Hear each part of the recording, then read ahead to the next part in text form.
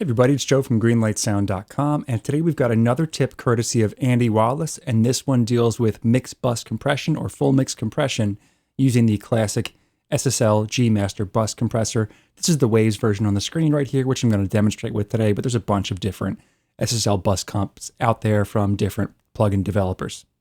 Now, before we talk about the settings on the plugin itself, there's one different thing about how Andy Wallace does this on his console. Of course, he's working on an SSL G-Series console. He takes the 8 VCA faders that are on the console and assigns the first 7 to whatever subgroups he wants within the mix.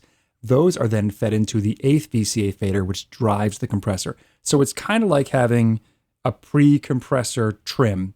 You can push more level into it by pushing the fader up.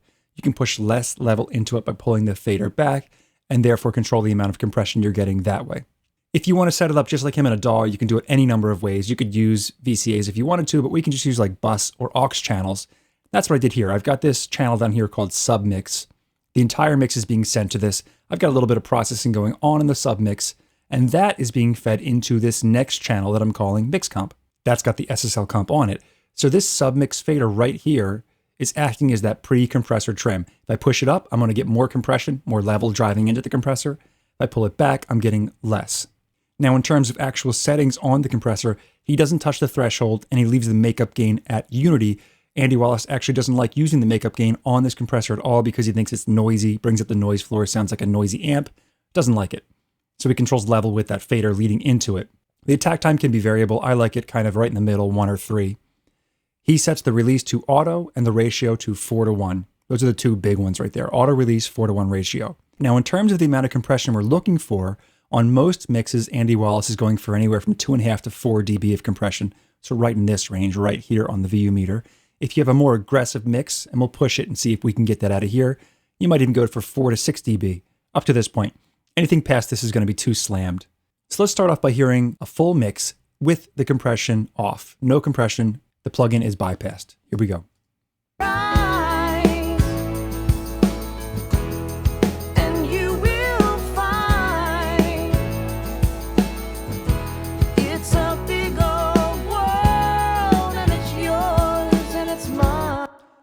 So now I'll turn the compressor on. I'm leaving this submix fader right at unity gain.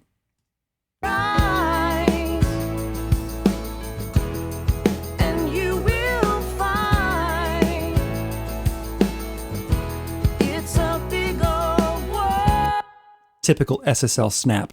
So now I'm going to play with this submix fader and drive more and less level into it. Watch the VU meter to see how much gain reduction we're getting.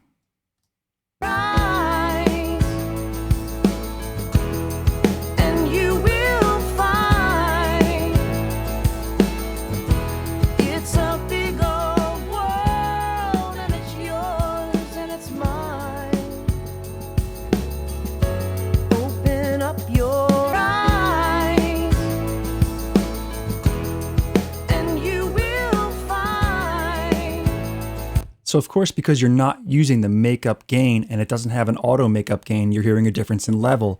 But listen to the actual character of the compressor as I push it harder. You'll really hear that snap, that typical SSL punchiness come through.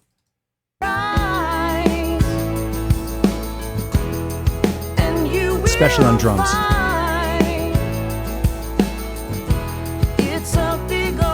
Bring it back down.